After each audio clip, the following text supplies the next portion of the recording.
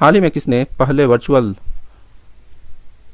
12U2 शिखर सम्मेलन में भाग लिया है?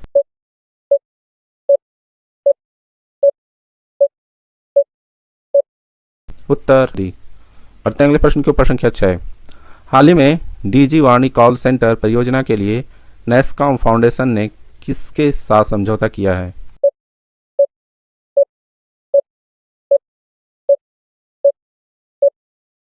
उत्तर गूगल। बढ़ते हैं अगले प्रश्न के ऊपर। संख्या 7।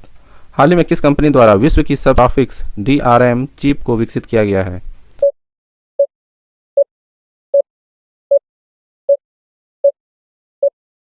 उत्तर सैमसंग। बढ़ते हैं अगले प्रश्न की ओर।